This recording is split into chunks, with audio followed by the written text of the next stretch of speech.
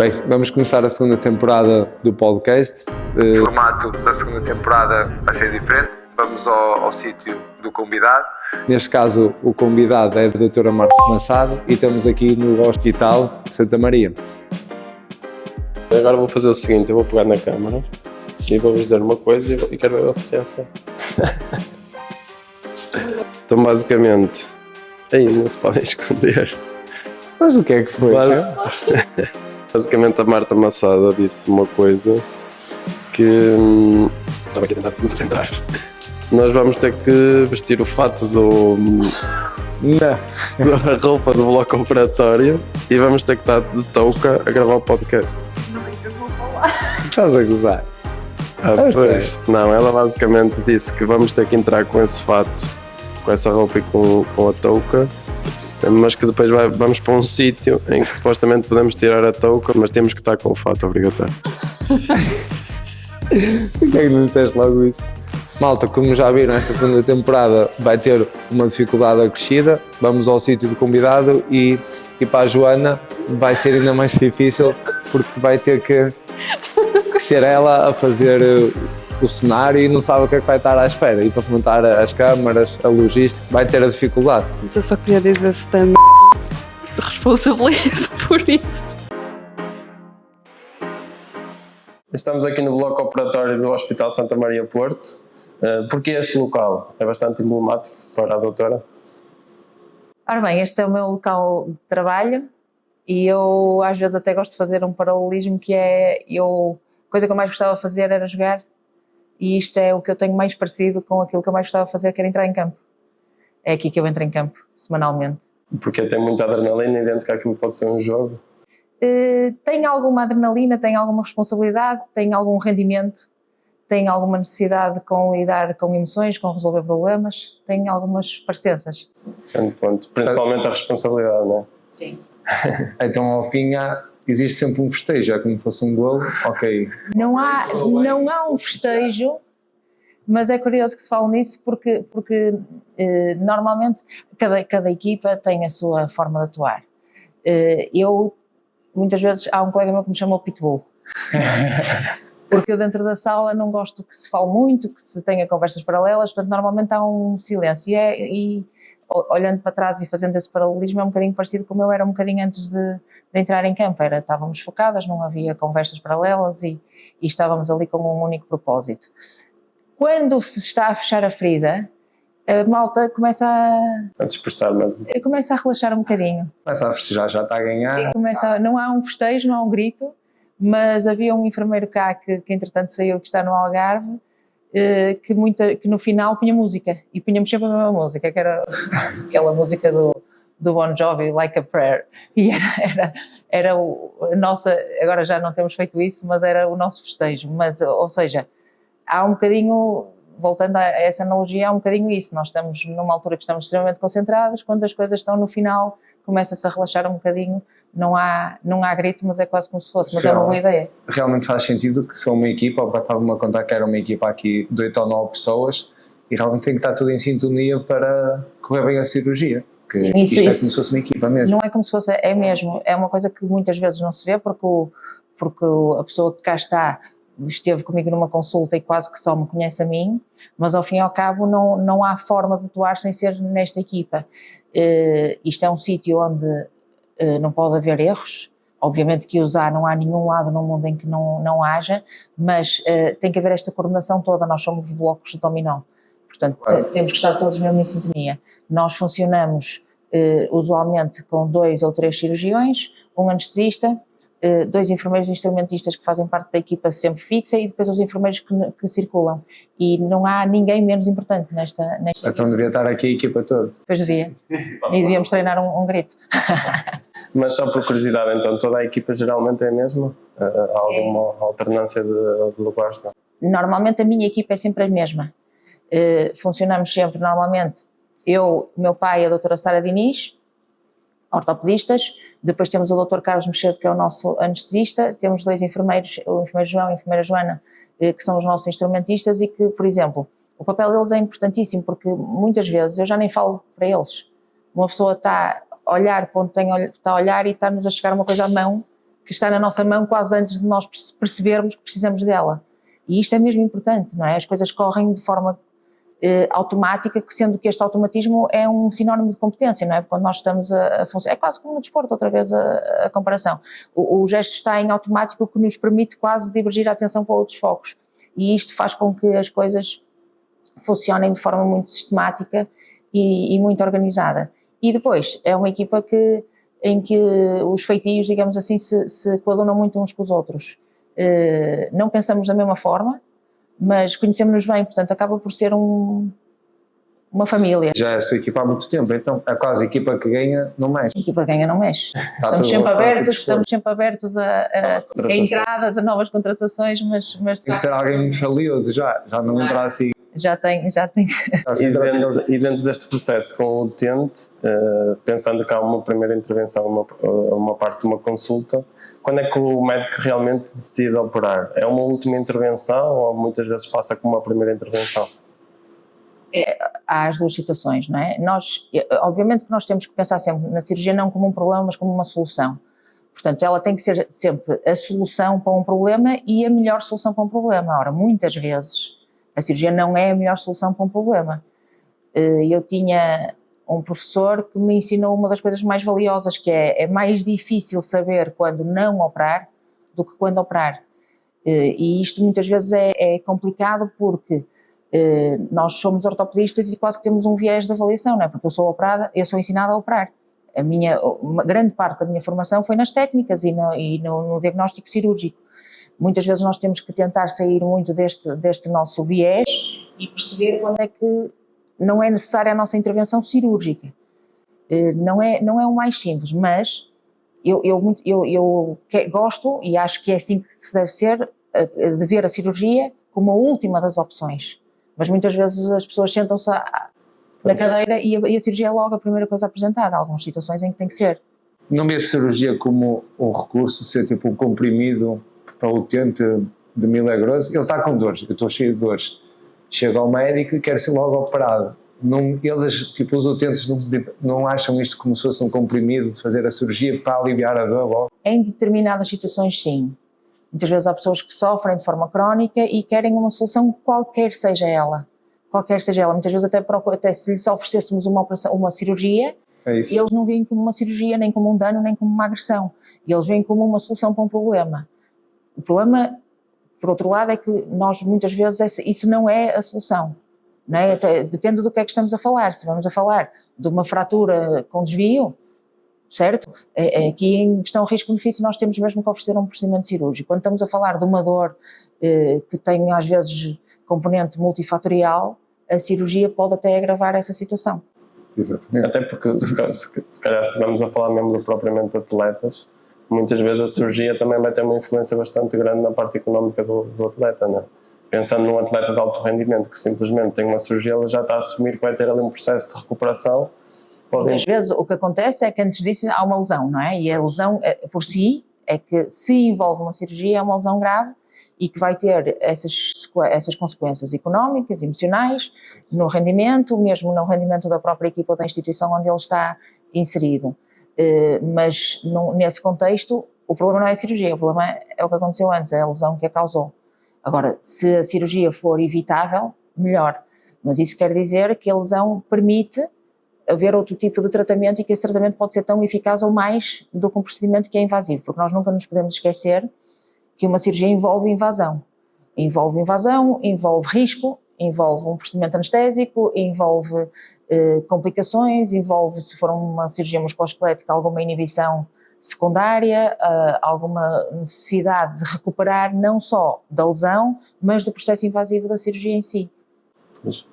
E mesmo dentro desta parte dos diagnósticos prévios, na cirurgia muitas vezes estes diagnósticos não correspondem, estou aqui a pensar numa perspectiva, que é quando nós fazemos estes diagnósticos prévios dentro de um processo, de uma lesão, muitas vezes são surpreendidos quando realmente vão abrir o local lesivo, pensando num ligamento cruzado. Às vezes, normalmente nunca é uma surpresa assim gigante, mas por exemplo, é comum nós virmos no caso, por exemplo, de um ligamento cruzado, nós virmos operar um ligamento cruzado e durante o ato cirúrgico, durante a artroscopia, vemos que existe uma lesão adicional de uma cartilagem ou de um menisco e tudo é abordado. Às vezes isso não é possível através de exames.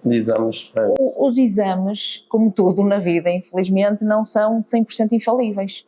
A ressonância é o exame mais sensível e mais específico, mas mesmo assim não tem nem 100% de especificidade, nem 100% de sensibilidade. Portanto, há sempre alguma coisa que pode não estar visível na imagem, por alguma coisa, ou até não relatada, porque depois quem relata é um humano, não é? Nós não somos infalíveis.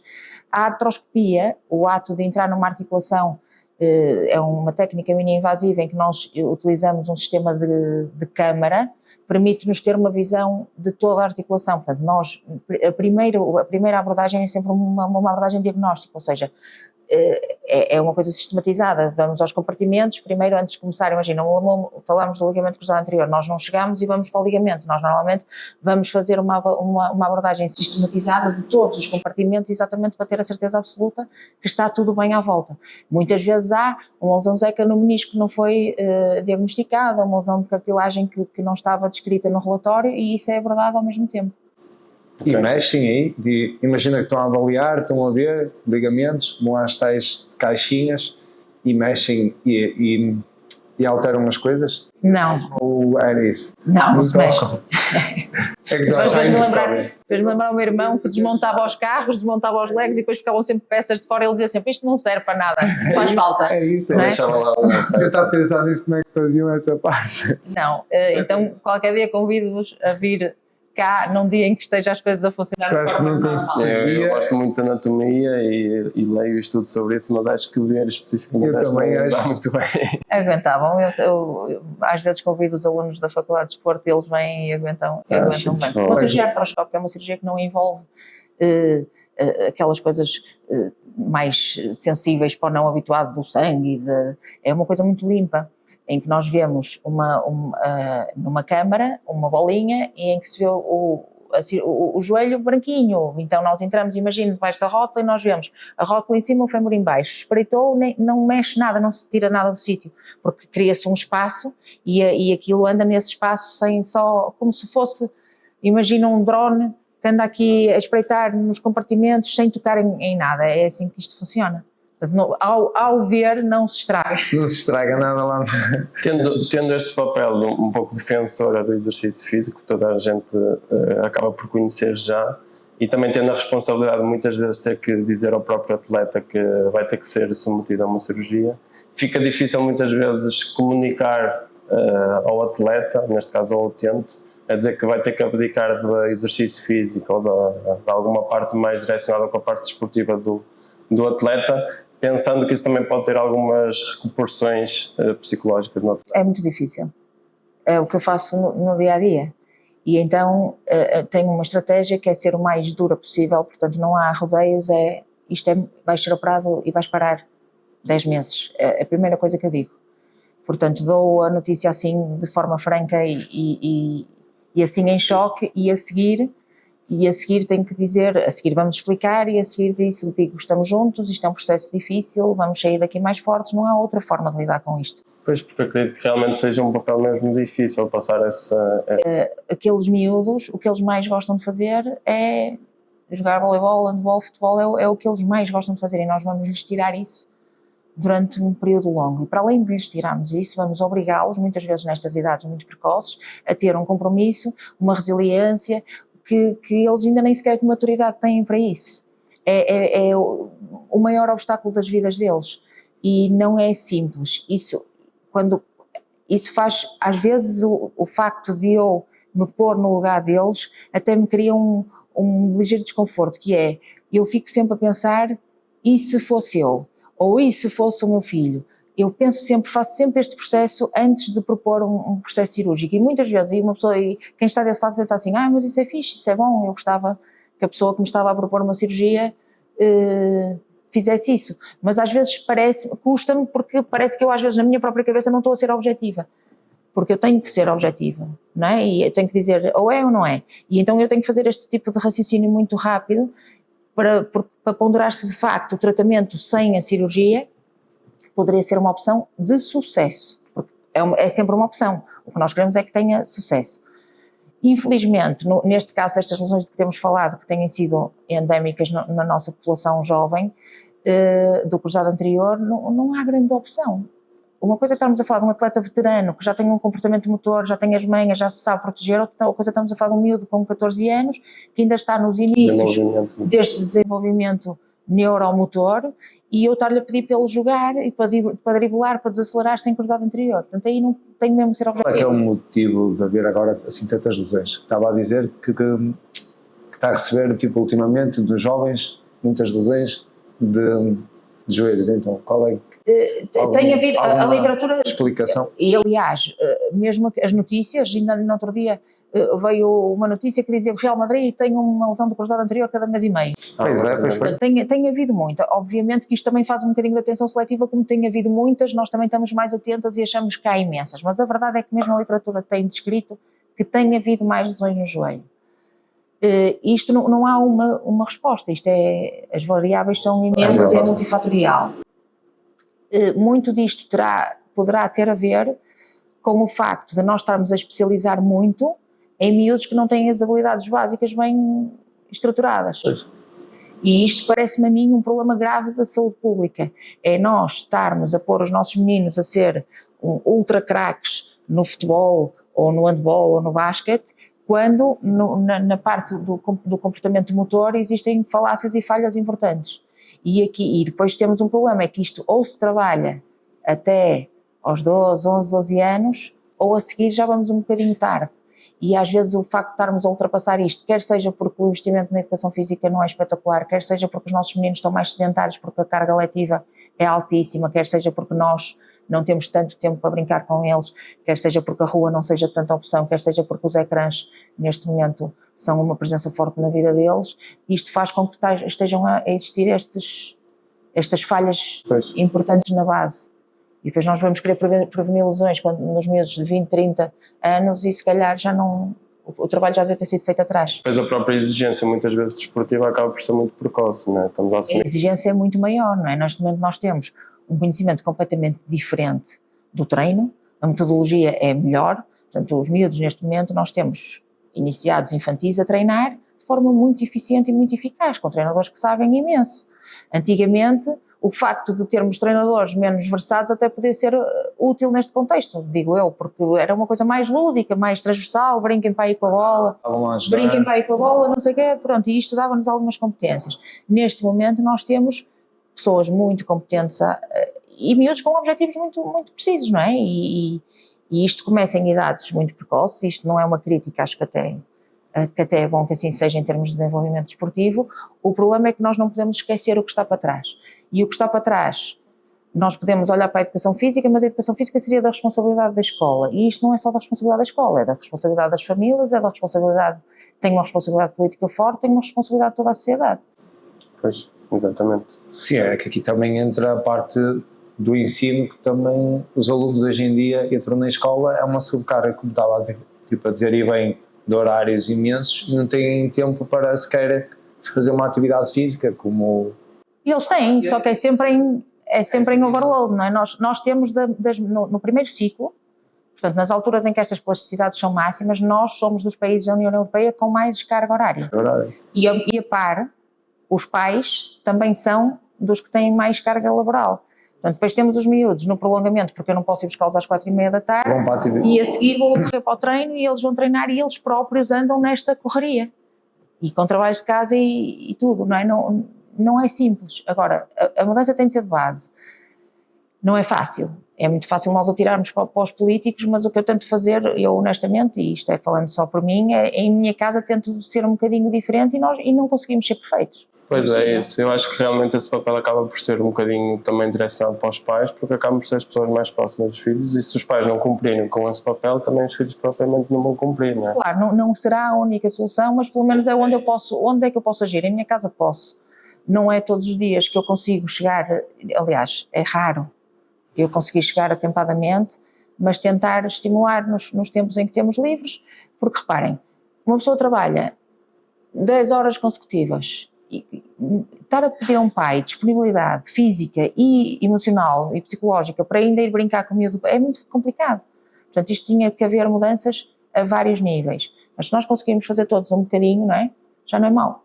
Pois, é bastante importante, porque esse lado mais inspiracional também acho que é a melhor forma de nós traçarmos melhores comportamentos para as pessoas, não é? Se assumirmos que os nossos políticos, se os nossos políticos fossem todos ativos e tivessem uma atividade desportiva muito maior, eu acredito que a própria população também tivesse essa predisposição. Acredito que sim, porque eu acho que só quem treina é que sente os benefícios do treino, portanto é muito mais fácil sermos nós os advogados e os ativistas da prática desportiva do que quem não treina. Sigo um treinador de força a nível mundial bastante conhecido e ele diz isso: eu quero viver num mundo em que os nossos políticos são as pessoas que treinam. Exato, que andam de bicicleta, que andam a pé, não é? Estamos à espera desse momento. Vai ser muito Passando fácil. aqui para um lado mais clínico, toda a dor é um alarme? Ora bem, a dor tem que ser pelo menos uma red flag. E se nós a abordarmos assim como um sinal de alarme, muitas vezes vamos conseguir diferenciar depois quais é que são as que verdadeiramente precisam de atenção e quais as que podem ser um bocadinho negligenciadas, entre aspas. Portanto, se essa pergunta for assim, obrigatoriamente sim ou não, é sim, ok? Agora, sinal de alarme como? Não prestarmos atenção, nem que seja parar ali um segundo a perceber o que é que está aqui a acontecer. Ora bem, quem pratica desporto, quem está no desporto competitivo, vive com dor. Há sempre alguma dor, não é? E muitas delas acabam por ser desprezadas. Isto no desporto competitivo há um aspecto importante que é o atleta competitivo tem demonstradamente uma tolerância à dor diferente. E isto tem a ver até com mecanismos fisiológicos de dor, portanto são sempre mais tolerantes e mais resilientes, o que pode ser, é ótimo, uma pessoa acha é uma ótima característica, mas também pode ser um sinal de perigo porque eles podem chegar sempre a um limite a que não deveriam chegar. No contexto normal de nós que treinamos, num contexto mais recreativo ou com outro tipo de motivação, mesmo assim acho que sim, que deve ser um sinal de alarme. Agora, não deve ser um sinal de alarme de preocupação do que é que eu vou fazer, do parar, porque muitas vezes é essa a mensagem que passa, o que é que a dor não me deixa fazer, não posso. Não, é tentar educar e os profissionais que lidam com estes contextos de que tipo de dor é que é e se a dor impede ou se a dor necessita que nós modifiquemos estratégias ou se, pelo contrário, o movimento até pode ajudar esta dor. Pois, é fantástico. A dor é multifatorial e às vezes é difícil avaliarmos se vem da parte psicológica até, ou se é mesmo dor de ser alguma coisa que impeça de fazer tal movimento. É muito difícil para nós. É muito difícil e não há assim um segredo que eu possa dizer assim, olha, é assim que temos que ver. Se a principal dor do sistema musculoesquelético é do lombar. O fator emocional é um dos principais fatores de risco para o lombar. Portanto, uma pessoa que tenha alterações de stress no dia-a-dia ou de ansiedade ou alguma coisa até mais séria, pode ter um comportamento motor diferente e isso causar dor. Isso não quer dizer, nós dizemos que a dor é psicológica, muitas vezes parece que estamos a desprezar, essa dor é da psique, não é isso, porque a dor é dor. A dor é dor. Agora, uma dor que tenha uma causa não estrutural, muito provavelmente vai permitir que nós trabalhemos a estrutura, que ela se possa movimentar e que isso até possa ajudar. Agora, se eu tiver uma ruptura do gêmeo, eu não vou conseguir correr. Exatamente. Não vou. E a dor também é psicológica nesse caso, porque a dor é sempre percebida cá em cima. Só que aí há um dano estrutural e o movimento, ou determinado tipo de movimento, pode agravar a estrutura. O difícil é saber diferenciar estas coisas. Ter aquele equilíbrio. Não é fácil avaliar a dor e é tentar ter aquele equilíbrio. Pois, e pensando nessa perspectiva, até nós como técnicos também temos esta avaliação prévia, né? No fundo também vamos ganhando essas competências, mas muitas vezes o passo nunca passa por proibir o exercício físico ou a atividade desportiva, porque dentro desta pequena lesão do gêmeo, a priori essa pessoa poderia estar a fazer membros superiores e podia mobilizar o tornozelo, não é? Exatamente. Durante os anos houve aquele anagrama que eu não sei se vocês sabem, do ICE, depois passou para ICE, depois para PRICE e agora fala-se no POLICE. Mesmo o ICE agora é um bocadinho contestado. Mas se nós falarmos nas primeiras letras, sem indo para a polémica do gelo, portanto aquilo ICE era ICE Compression Elevation, depois passou a RICE, Rest, Ice Compression Elevation, portanto rest, descanso. A seguir passou a Price Protect, portanto proteger e rest. E depois passou a Police. Agora não há muita proteção, pois não. Protect, proteger é importante, mas como é que vamos proteger? Proteger pode ser movimentar. Mas o Police é o OL, portanto arrumou-se com o rest, e o OL é Optimum Load, carga ótima. O que é carga ótima? Fiz uma entorse de tornozelo, não consigo pousar o pé no chão, a carga ótima é nenhuma nos primeiros dias, mas à medida que é possível vamos começar a tentar, mas se calhar a mobilidade do tornozelo pode ser permitida, portanto dentro daquilo que não agrava, nós podemos sempre ir fazendo algum tipo de coisas, mesmo que não seja ao nível do segmento, por exemplo o gémeo, e fazer a parte do tronco. Existe outro anagrama também relativamente recente, tem uns anos, nas lesões de partes moles, que é o Peace and Love, em que cada uma das letras quer dizer alguma coisa, e o V é vascularização, e a vascularização vem pelo treino, não é? Se nós estivermos a trabalhar, estamos a criar um aumento da circulação sanguínea, vasodilatação, e isso pode ter um efeito benéfico. Portanto, muitas vezes eu digo que reabilitar é treinar à volta da lesão. Nós conseguimos sempre, e isto mesmo do ponto de vista emocional, do ponto de vista psicológico é muito importante. Pois, até porque hoje em dia, se não me engano, pode ser erro meu também, não se faz assim, nunca se, ou melhor, são poucas as vezes que se imobiliza algum membro, não. Ou melhor, antigamente... Mais uma vez, eu nem sempre nem nunca. Nem sempre nem nunca, depende. Ainda hoje, quando cheguei à aula, tinha um miúdo com gesso. E eu disse-lhe, fizeste uma fratura de escafoide. Eles, como é que sabe? Porque o gesso de escafoide é feito de forma específica. E ele tinha um gesso daqueles que às vezes nós agora já não vemos tanto. Não vemos tanto porquê? Porque primeiro a tecnologia evoluiu e nós temos ortóteses muito boas. Temos as botas Walkers e então já vocês não veem botas de gesso. Temos punhos elásticos e talas, e isso permite com que nós possamos ser um bocadinho mais agressivos no processo de imobilização. Agora, mais uma vez, cuidado, há lesões que obrigam a imobilização, uma fratura obriga a imobilização, algumas rupturas de tendões obrigam a imobilização. Aquelas coisas mais comuns que nós vemos no sistema musculoesquelético, a tendência é otimizar, até porque nós sabemos que a imobilização tem um efeito catabólico.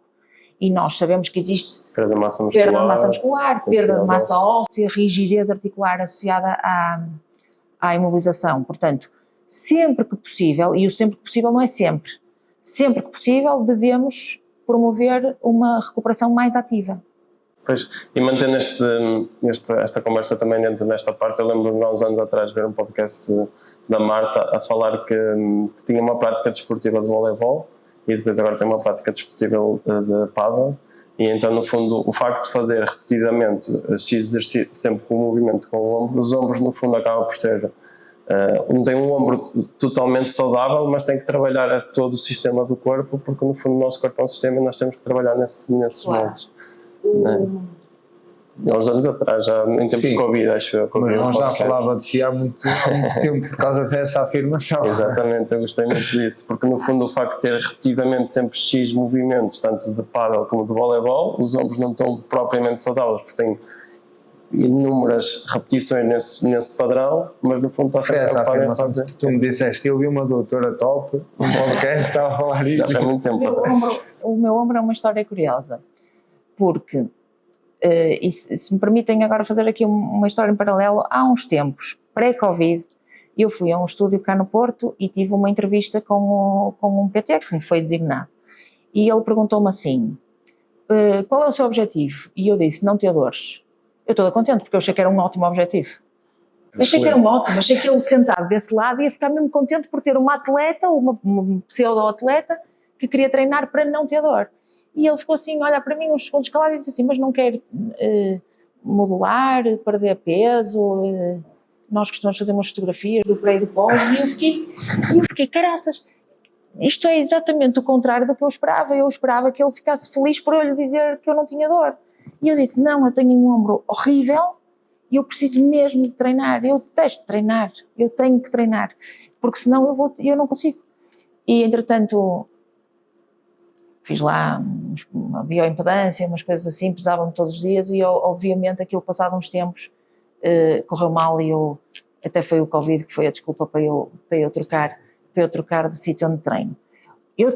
Eu fiz uma ressonância há uns anos, e eu quando vi a ressonância, a minha ressonância, eu fiquei, e isto também é uma das aprendizagens que eu trago para a minha prática clínica, e eu fiquei, primeiro fiquei surpreendida e depois fiquei quase deprimida, fiquei muito triste, eu catastrofizei muito aquilo que eu vi naquela imagem, e isto é uma coisa que as pessoas fazem com a informação que eu lhes posso dar, ou podem fazer, se eu lhes disser assim, ui, este joelho está horrível, isto é muito pesado. Esta frase é muito pesada e isto foi o que eu fiz a mim própria. Eu vi o ombro e disse, ai meu Deus, eu nunca vi um ombro assim. E aquilo fez-me muito mal. E eu na altura tinha muita dor. Eu tinha dor a dormir, dormia assim agarradinha a uma almofadinha, tipo velhota. A minha filha, pequenita, dizia-me assim, mamãe, qual é a mão para me dar a mão na rua? Porque ela, se me fizesse assim, eu gritava. Não conseguia atirar uma bola ao meu filho. E comecei a entrar ali em desespero, treinava e nada. E fui falar, na altura, com o Dr. Zé Manuel Lourenço, que é uma das, se não for a maior, uma das maiores referências do ombro em Portugal, e deixei-lhe a ressonância e disse ao Dr. Lourenço, faça-me o que quiser, opere-me ontem, porque eu não vivo mais assim. E ele olhou para a ressonância e disse assim, vai-te embora, vai, mas é treinar. E eu a dizer, mas eu treino, está calada, vai treinar. E aquilo fez com que eu parasse um bocadinho e dissesse assim, alto, se ele diz vai treinar é porque isto não é para ir para aqui, para este sítio. O que é que eu estou a fazer mal? E então eu própria tive que fazer uma das coisas que eu tento ensinar aos meus alunos, que é não há segredos nem protocolos, ou melhor, existem protocolos, mas às vezes vai haver um outlier e não cabe e não resulta. Então o meu supino, a minha prensa de ombros, não estava a resultar. O que é que estou a fazer mal? E então eu até estava a pensar nisto, e estava na praia, nas praias do norte nós temos aquelas inclinações na areia, e eu virei-me de frente para a inclinação e caí, fiz assim uma queda como se fosse uma queda de burpee. Sim. E assim a aguentar a isometria, disse, ok, eu consigo fazer isto, e agora vamos fazer só com a direita. E quando fiz com a direita, eu fui com a boca à areia, então eu disse, alto, isto é uma questão de equilíbrio, isto é um tornozelo, é uma entorse de tornozelo, é igual. E então tive que perceber um bocadinho, ora, isto é instabilidade, e eu não tenho estabilidade. Eu tenho uma lesão grave do lábio, tenho um supraespinhoso muito manhoso, é uma questão de estabilidade. E então tive que modificar o meu treino. Comecei sozinha, comecei a falar com o PT, que na altura não era quem me está a acompanhar agora, e ele começou a modificar o treino e as coisas, eu faço tudo. Fluíram melhor. Eu faço tudo, e a minha ressonância é mesmo má. Faço tudo e jogo e brinco e faço pinos e agora tive mesmo que fazer estas adaptações. E se eu não treinar, eu não treino só para poder jogar pádel, para andar com os meus filhos às cavalitas, eu tenho dores se eu não treinar. Portanto, é uma obrigação para mim. Pois, e até pegando nesta situação aqui também, isto também um ponto de curiosidade também para mim, porque no fundo eu também sempre li sobre lesões e algumas coisas assim direcionadas para a parte do exercício físico diretamente. Muitas vezes quando estava a ler e a estudar sobre determinada lesão, muitas vezes quando estava na prática desportiva, eu de repente parecia que estava a sentir esse tipo de dor. Estando nesse lado tão clínico e estudando ao profundo isso, às vezes fica difícil contar na prática desportiva, assumir que isto não é esta dor, isto é aquela dor, isto poderá ser esta dor, ou é tipo uma coisa... Não, eu até acho que é ao contrário. Eu acho que o facto de eu joguei 25 anos, eu acho que é o facto de eu ter tido todo o tipo de dores já me ajuda a ser um bocadinho mais convergente na atuação, mesmo com os outros. Porque às vezes as pessoas estão-me a descrever e eu disse, já tive isso. Eu sei o que é. E mesmo aquela questão, há um bocadinho, voltando atrás, aquela questão emocional de dar a notícia, de acompanhar a lesão, o facto de eu perceber o que é estar daquele lado, também acho que ajuda um bocadinho. Pelo menos eu acho que sim, se calhar não ajuda nada. Mas eu percebo mais ou menos e o que é esta coisa da dor e sei o que é que me ajudou e o que é que não me ajudou. Obviamente que o que me ajudou a mim, se calhar não te ajuda a ti. Sim. Certo? Mas nós também temos que ter sempre esta permeabilidade e esta humildade para saber modificar a nossa estratégia se ela não estiver a ir conforme esperado. Pois, dentro dessa perspectiva também da própria experiência, nós também já estamos a trabalhar na área do exercício há algum tempo e também já começamos a ter esse background, essa experiência de olhar para o atleta e tentar perceber que esta dor pode ser exatamente deste motivo. E é que, na verdade, nós como também fazemos muitos agachamentos, temos uma série de trabalho muito para os membros inferiores, o que acontece é que às vezes os nossos atletas também reportam alguma dor no rotuliano e nós assumimos que isso poderá... Basicamente, a tendinopatia é uma lesão relativamente comum na nossa área. Dentro desta... Como é que surge uma tendinopatia, por exemplo? A tendinopatia é sempre uma resposta à carga. E pode ser uma resposta à sobrecarga ou ao underload. Porque a tendinopatia pode aparecer por desuso. Portanto, o tendão é uma estrutura que foi feita para absorver energia. Se a tolerância do tendão para aquela energia é pouca, ou se a energia está a ser demasiado para aquilo que o tendão consegue sofrer, vai haver aqui uma disrupção da normalidade. E dentro dessa capacidade nós devemos estar a trabalhar isometrias ou também a colocar algum trabalho telemétrico pela perspectiva? Devemos dar carga. Isto é a única resposta. A resposta certa é a tendinopatia trata-se com carga. Isto não quer dizer que seja com muita carga. Muitas vezes até pode ser com gestão da carga, até pode ser tirarmos de um lado e pormos do outro. Normalmente no contexto do desporto, ele vai aparecer sempre por sobrecarga. E esta sobrecarga pode ser porque vocês estão numa altura do treino em que aumentaram imenso a carga interna do treino, ou pode ser porque eu estou a vida pré-época, andei 2 semanas sem fazer nada e a seguir vou voltar ao que fazia antes. O load management é o que está em todos os livros, portanto nós temos que gerir a carga, portanto aquela história do tens que parar não é verdade. Agora podes ter que parar de fazer agachamentos, ou lunges. O lunge até, principalmente quando a perna fica para trás, até sobrecarrega um bocadinho mais e é onde eles têm mais dor. Portanto, isto da gestão da carga é que é difícil. Depois existem alguns protocolos que dizem, nomeadamente no tendão rotuliano, que a isometria é a melhor opção.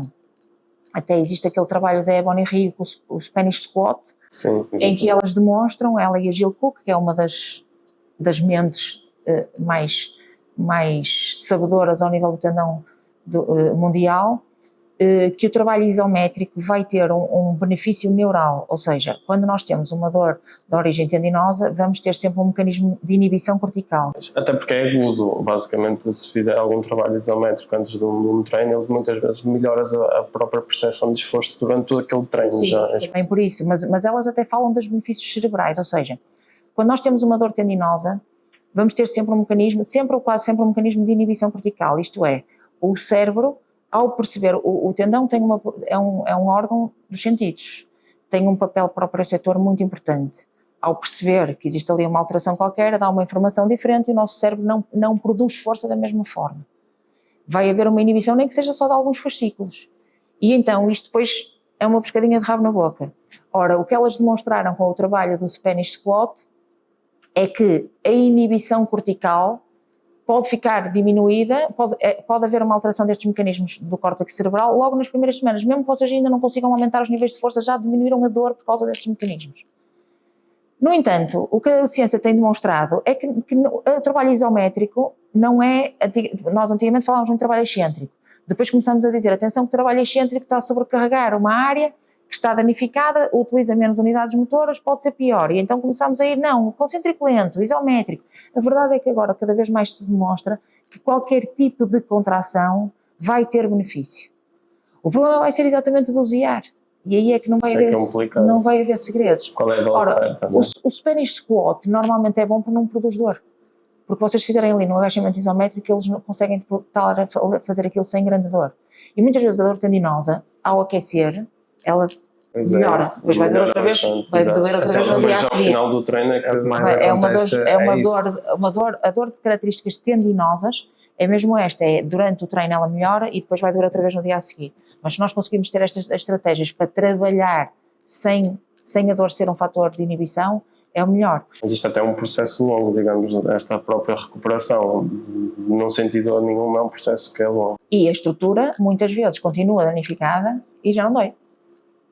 Aliás, nós se pegássemos num ecógrafo e fôssemos fazer ecografias a todos os jogadores de basquete da liga profissional assintomáticos, portanto, se partíssemos da premissa assintomáticos, nós íamos encontrar alterações no tendão rotuliano, atrevo-me a dizer, se eles tivessem mais de 25 anos, em 90%.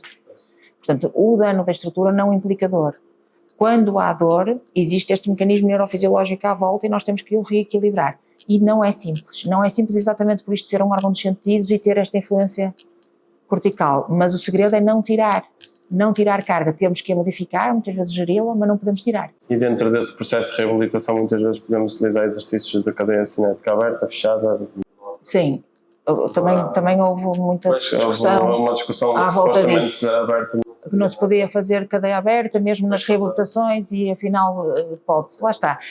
O que é importante, é uma coisa, o pensamento crítico e o ceticismo científico é mesmo importante, nós termos esta humildade e percebermos que aquilo que estamos a dizer hoje, amanhã é uma treta valente, e temos que ter essa capacidade para duvidar de nós próprios, isto é mesmo importante. Muitas vezes aquilo que nós acreditamos, com esta pessoa vai resultar, com aquela pessoa não resulta. Muitas vezes vocês não estão a treinar pessoas que fazem agachamentos com 180 kg, estão a treinar a minha mãe. E a minha mãe vai ter uma dor anterior do joelho de outras etiologias e vai dizer não posso agachar, não posso, o meu médico disse que não Eu por podia. acaso a pensar nisso aqui, que eu estava a associar a vossa história aos nossos atletas e estava a pensar que às vezes não temos atletas mesmo, temos a sua mãe. Pronto, no são caso. atletas na mesma, não é? E lidar e se ensinar-lhes a eles que estar tipo, a treinar com dor pode ser, não é fácil às vezes. A única forma... Eu agora estava... eu uma vez ouvi o Mr. Sérgio Conceição a dizer uma coisa muito engraçada. Disse assim, estava a falar dos médicos e disse assim, querem que os atletas confiem em vocês, tirem-lhes as dores. E isto vai um bocadinho para a vossa área, o que eu acho que eu fiquei a pensar nisto porque tenho alguma curiosidade e tem muito de verdade. E no vosso caso é igual. Se querem que eles façam, se eles querem que acreditem que podem fazer agachamentos, vocês têm que lhes tirar as dores. Como? Não é fácil, não é? Eles, só através do exercício continuado, o exercício é crónico, não é? O benefício é crónico, só através, se continuarem a fazer, é que eles vão ver que de facto andam melhor. Até lá, naquela fase inicial, vocês têm que os enganar. Sim. Enganar, atenção, calma, não é um engano... Um jogo de dança, não é? Sentar na caixa, levantar, não é um agachamento, percebe? Assim, coisas diferentes. Mas, pegando até neste assunto da própria comunidade médica, eu lembro no último podcast que nós gravamos na primeira temporada com os fisioterapeutas, e a Daniela até disse uma coisa, nós estamos a falar na perspectiva de nós como personal trainers, muitas vezes eles vão lá e então respeito mais a bata branca e dentro dessa perspectiva, mas a Daniela disse uma coisa também interessante sobre nós, mas vocês têm um poder muito grande que é o exercício físico, por isso utilizem bem o exercício físico, que isso basicamente vai ser o remédio para todas. Claro. E vocês têm outro poder, que é, eu estou com o doente meia hora. Tudo bem a história do viés da autoridade e da bata e lá, mas vocês estão com eles muito mais tempo. Se tiverem esta capacidade de criar este laço de confiança, eu acho que acabam por acreditar, mesmo que tivessem ido ao melhor médico do mundo, acabam a acreditar na pessoa que os conhece melhor e que mostra alguma preocupação com eles também, não é? Tem uma responsabilidade na saúde das pessoas, eu digo que vocês são profissionais de saúde. Dentro destas lesões que nós também vamos acumulando, dentro desta área que nós vamos trabalhando, a verdade é que as dores nas costas também é uma coisa já comum dentro da parte do treino, dentro da parte também do hospital. Em urgências acho que também surgem muitas pessoas com essas dores. Muitas vezes essas dores têm diagnóstico e muitas vezes também já temos dados a certificar-nos do contrário, que é pessoas que não têm dores nenhumas têm um diagnóstico. Como é que nós podemos explicar este motivo? Portanto, pessoas que sem dor têm um diagnóstico de hérnia, por exemplo, não é? Exatamente, pessoas que têm hérnia, não têm... Mas é que a hérnia não é um diagnóstico. Uma hérnia é uma alteração ou às vezes até pode ser uma variação da normalidade. Há um estudo curioso feito precisamente em população assintomática e que à medida que nós vamos, em vários grupos etários, à medida que vamos aumentando a idade, a prevalência de hérnias ou de protusões discais aumenta imenso em malta assintomática. Ou seja, nós temos cabelos brancos e rugas, também é normal termos uma lesão horizontal do menisco, uma lesão seca de cartilagem ou uma protusão discal ou até mesmo uma hérnia. Isso não quer obrigatoriamente dizer que há ali um problema. E às vezes até a dor pode não ser causada pela hérnia. Obviamente que quando eu tenho dor lombar e faço um exame e tenho uma hérnia, para mim também é mais fácil dizer aqui está aqui o problema. Mas tal como a dor é multifatorial, a dor lombar é multifatorial. Há imensas estruturas à volta de uma hérnia. E existe até mesmo o componente emocional como um dos maiores fatores de risco associados. Não é fácil, estando do vosso lado, desmontar isto. Eu tenho uma hérnia, não posso fazer isso porque tenho uma hérnia. Não é fácil. Até porque muitas vezes está direcionado para esse lado muito emocional e porque também o médico próprio já lhe disse, e nós muitas vezes temos que fazer o contrário, tentar dar ali algum conforto a X movimentos, porque na verdade o que acontece é que recebemos atletas que muitas vezes só por uma pequena flexão da lombar ou das costas, aquilo para eles é uma red flag, aquilo vai dar uma dor. Aí duas questões. A primeira é que eu tenho que assumir essa responsabilidade. Eu e a minha malta, os médicos, os ortopedistas, a malta que trabalha na saúde musculoesquelética tem que assumir a responsabilidade de não dizer a um doente coisas que não são verdade. Não devíamos, na comunicação médica, não devíamos nem catastrofizar, porque temos que perceber o que é que a palavra degenerativo causa desse lado. O que é que osso com osso, o que é que a hérnia causa, o que é que vais ficar numa cadeira de rodas causa. É que estas coisas são muito fortes, ditas de uma pessoa em que eles estão a acreditar. Primeiro aspecto. Segundo aspecto, a hérnia lombar, atenção que há hérnias e hérnias, certo? Uma coisa é uma hérnia extrusa que está a comprometer uma raiz, que até pode ser uma urgência médica, um síndrome da cauda equina é uma urgência e tem que ser operado imediatamente. Portanto, se houver uma compressão de uma estrutura nervosa, são coisas diferentes. Portanto, nós muitas vezes estamos a conversar aqui e também não há verdades absolutas no que estamos a dizer, mas estamos a falar de uma herniazita, de uma protusão discal, aquilo que mais frequentemente vemos. Nós, deste lado, temos que assumir a responsabilidade de não catastrofizar e de dizer às pessoas o que é que elas podem fazer ao invés de dizer o que é que não podem fazer. Isto é a primeira coisa. A segunda coisa é desse lado. Nós assumimos porque a flexão da coluna, a carga com a flexão da coluna e as torções muitas vezes vêm da vossa parte. Há muita malta do vosso lado a dizer que eu não posso fazer, que eu tenho que manter a coluna neutra como se fosse a Suíça e que não posso fazer não sei o quê, e que para ir buscar coisas ao chão tenho, certo? Eu tenho isso da vossa parte, eu tenho que desmontar muitas vezes malta da área do exercício a dizer coisas como isto não é anatómico, isto já me aconteceu, não devemos fazer isto porque isto não é anatómico. Agora, eu estou a ensinar desse lado, vou pôr-me do vosso lado, a fazer um deadlift com a coluna neutra, uma coisa mais perfeita do mundo, à minha mãe. Mas a minha mãe depois vai buscar o Aspirador até se eu preciso. o balde da roupa, não é? O cesto. O cesto da roupa. E eu não me estou a ver ela aqui a fazer aquele agachamento perfeito, até porque os joelhos dela não dá para fazer um deep squat. Portanto, nós temos que ter...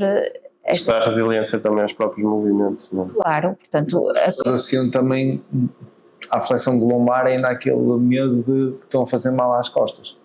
As pessoas ainda associam isso. Também por culpa nossa, como está a dizer. Nossa, e da ciência, porque há muita ciência, há muita coisa escrita a falar do stress e do stress sobre os discos na coluna.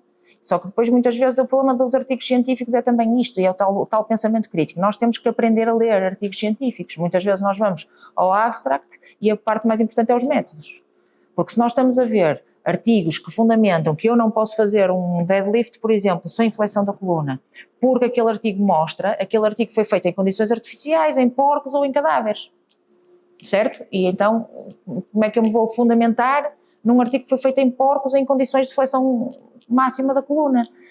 Tudo bem que fazer um deadlift traz stress, mas não é o stress que nós queremos. Para nós ficarmos fortes temos que... Isso é um exercício causar stress. não é? E depois temos que perceber que a nossa coluna não é feita nem de cristal e que foi feita para suportar este tipo de coisas, primeiro. E depois que muita da lesão vai vir por nós não sermos capazes, por não termos competências para fazer determinados movimentos. Ora, se eu tornar uma pessoa mais forte na flexão, na extensão, na torção, nas inclinações laterais, muito menos provável será que ela que trabalha numa fábrica e que está sempre ali a fazer aquelas coisas ter lesões. Aliás, há um estudo grande feito no Reino Unido, se não estou em erro, ou nos Estados Unidos, perdoem-me, não sei muito bem especificar, tem a ver com aquela história da ergonomia no trabalho, de ensinarem os trabalhadores a pegar nas caixas. Então havia aulas e treino para eles pegarem, e ao fim de